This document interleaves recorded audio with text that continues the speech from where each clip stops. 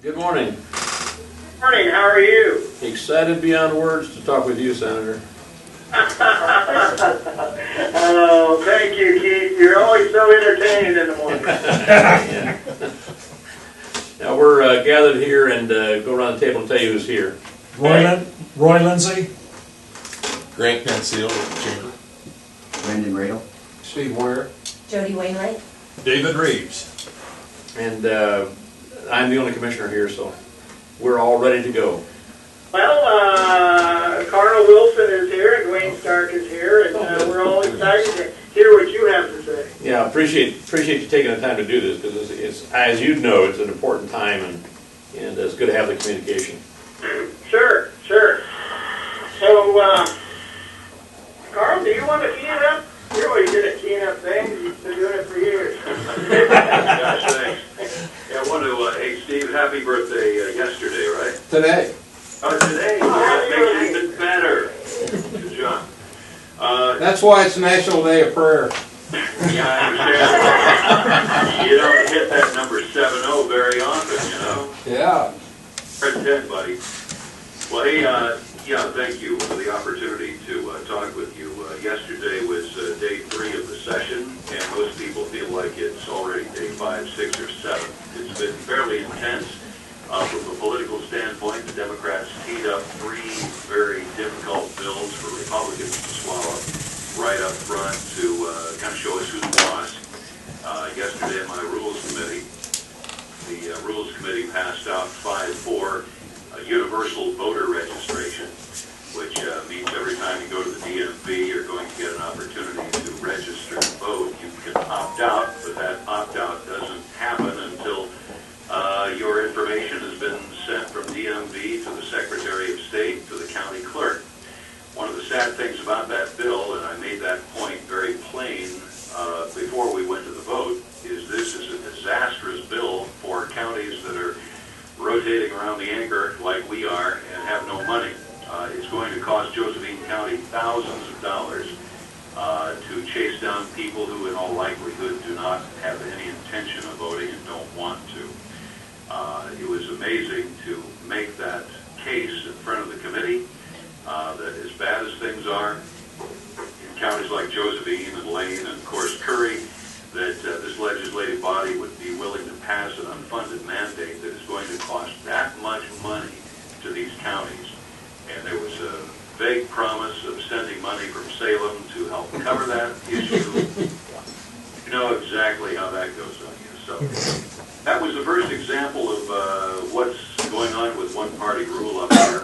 Offered 4 amendments yesterday to that bill. One of them was just absolutely, as I pointed out in the committee, as simple as a screwdriver.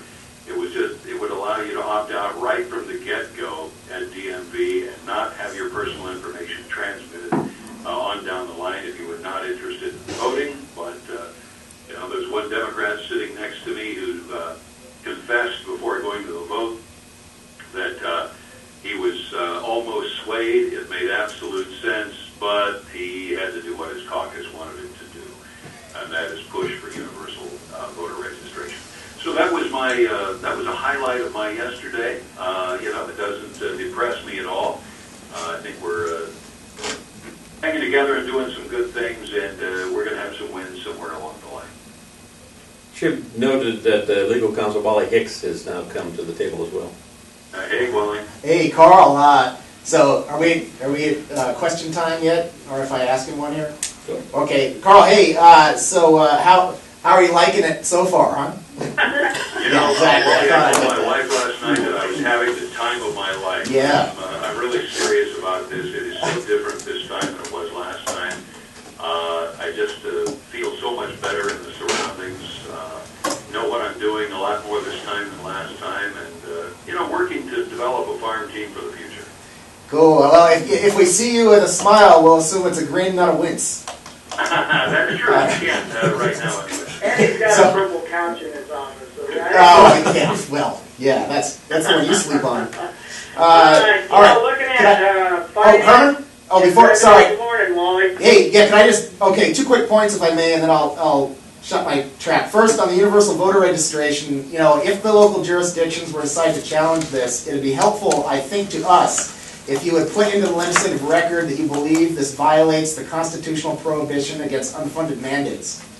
It's not an angle that gets used very often, but the state constitution does literally prohibit unfunded mandates. And so, you know, I do believe legislative council, based on the past attempt to get this bill through, would agree with you on that point. And so if somebody along the way could get an opinion from legislative council along those lines, you know, I think it's going to pass anyway, but if you want to, you know, hook up your legal counsels with a little bit of ammunition, that would be helpful. Yeah, thanks, Wally. It was sent down to Ways and Means, so we have a little extra time to make that case. I guess either for full funding at this point or, you know, to kill the bill. Right. And then the other one on Cypre is, and have you talked about Cypre yet? Okay. So, Moved out of committee yesterday, didn't it? extremely radioactive bill. I mean, so, you know, it's probably unconstitutional as well because it interferes with existing lawsuits and contracts. But if you really want to, you know, come up with a way to stump the chump in terms of the advocates here. So, you know, what this bill does is it expands the class and class actions to include people who didn't actually file as part of the suit. So you know how you get these things in the mail that say, you know, that get $24. Yeah, so now it's like, exactly. Well, now you don't actually have to send it back. They're going to count you in. But say that, okay, well, we'll think about doing this, but the attorney's fees for the trial lawyers cannot be based upon the total amount of the new settlement, of the new award. You follow what I'm saying there? Yeah, and you know, we're going to be offering a minority report when it comes to the floor. Well, that's the one to offer. Is my humble suggestion. And see what they do about that, because you got the trial lawyers now against the other side of that coin. So we didn't really do that last time. I proposed it. We almost did it. The leadership kind of down-thumbed it, but I still think that's the way that you address that, to not have all the harpoons thrown in you afterward. Yeah, sounds good. So retroactively, you know, makes it run afoul. Yes. Okay, thank Yeah. you.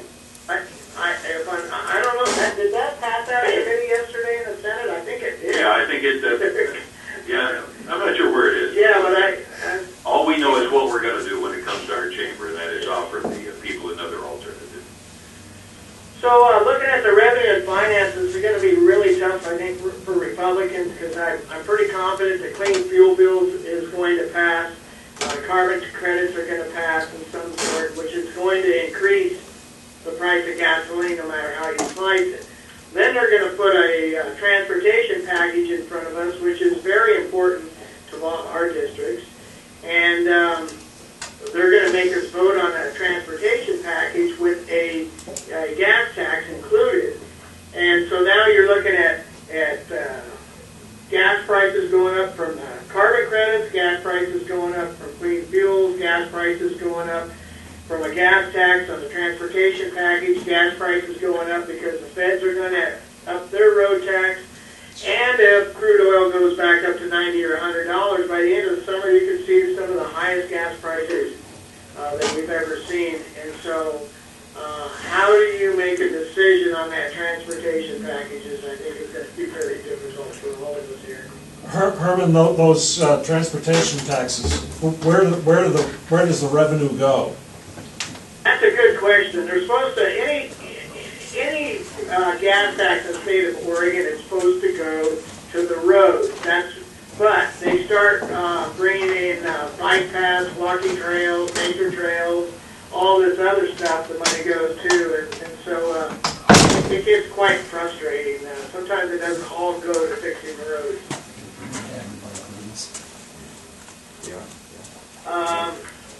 Education, that's another one of my big committees, education.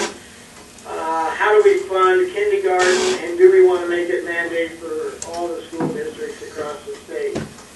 Some of the rural school districts really have an issue putting a 5-year-old on a school bus at 6 o'clock in the morning, not seeing them until 4 o'clock in the afternoon. So that's going to be a real interesting discussion. And of course, there's the big question is, how much money are we going to fund education?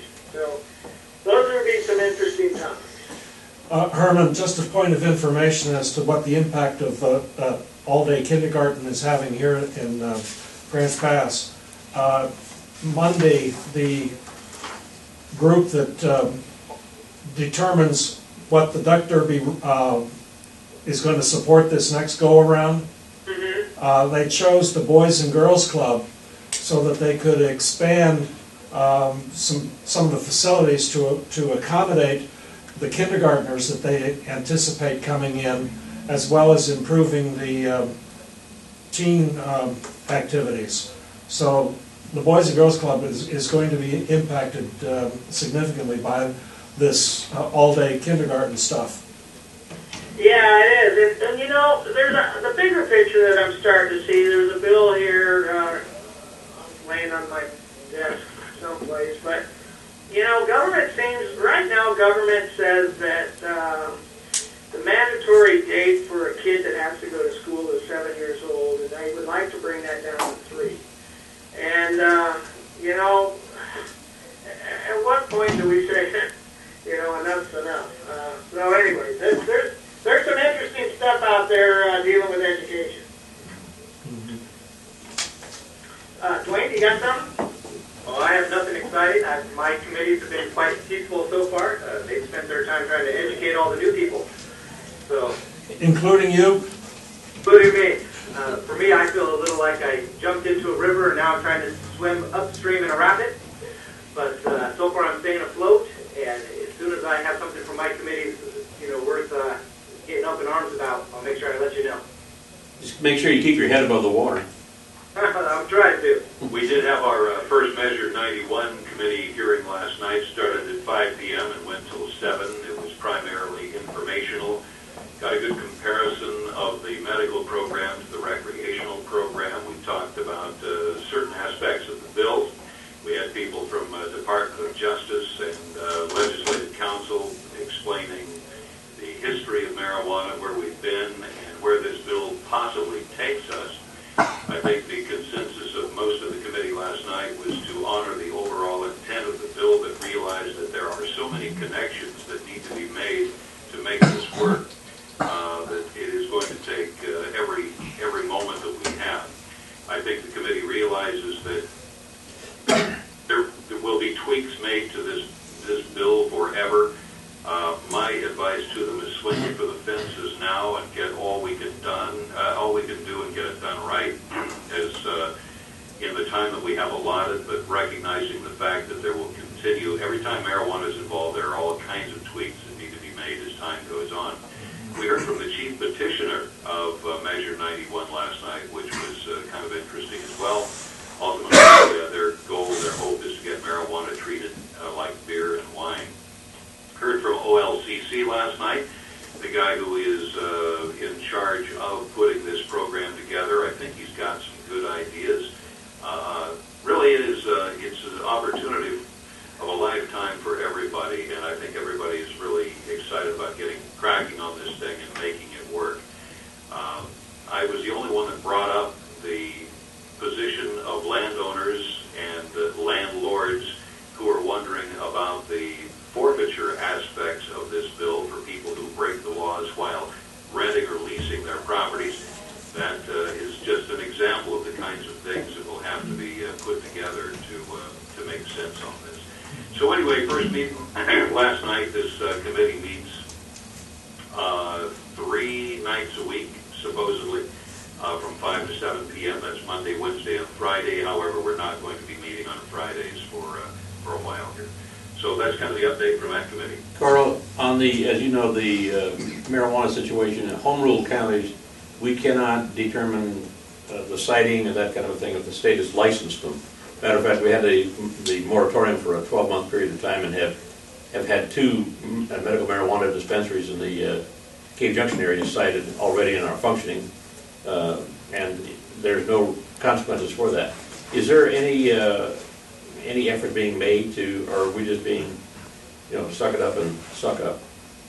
I kind of think that, the latter is probably true. At least that's the way it stands now. But really, the home rule discussion, we're so new and so much at the outset of this, that hasn't been discussed yet. That's a legal question that we'll want to bring up and flesh out in front of the whole committee. Good. Carl, yeah, just to pick up on that. So when you do get to the home rule discussion, it is well worth becoming versed in how cities and counties are different. It's very nuanced, but in regards to marijuana, it's very important.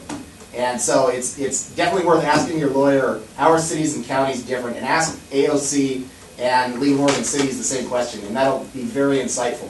Okay, sounds great, Wally, thank you. You know, another question that, well, I got Carl here in the room, and has the question been asked, if we have a different president and they start enforcing federal law, then where are we at?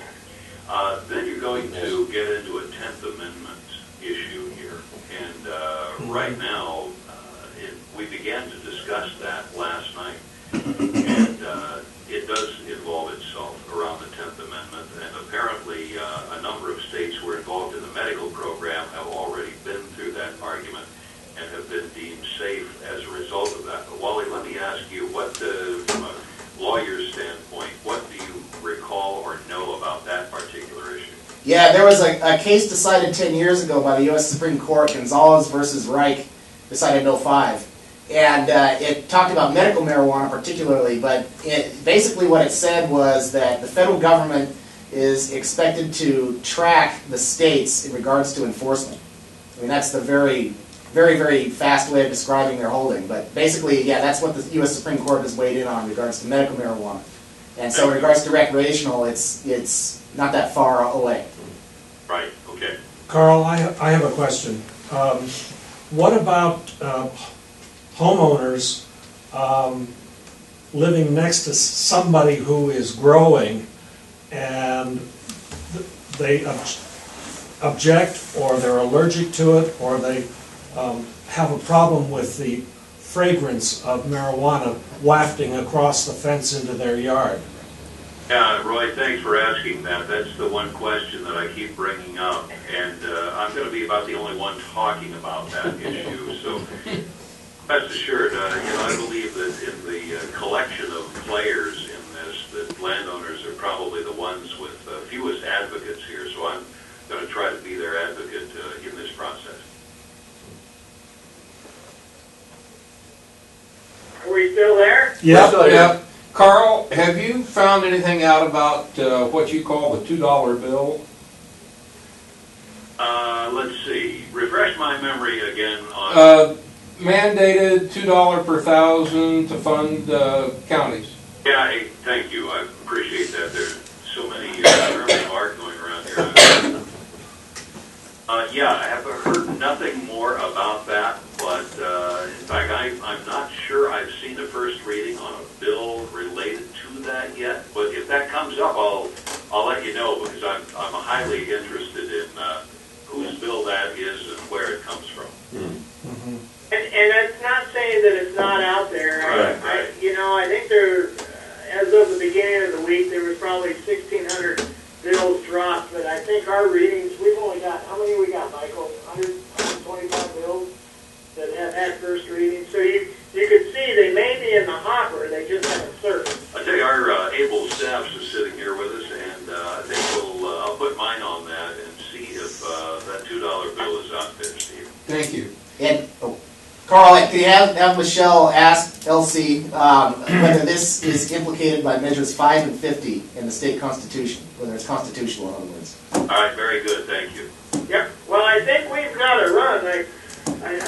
We got committee meetings, and but what are we going to talk to you folks next? 2 weeks. 2 weeks. Okay, everybody's telling me 2 weeks. Yeah, sounds good. Now, in the meantime, obviously, anytime you got any questions about anything, just get in touch and we'll let you know. Yep. Thanks, guys. Appreciate your time. Thanks. Thanks so much. All right. Thank you. Have a good day. You too. Bye.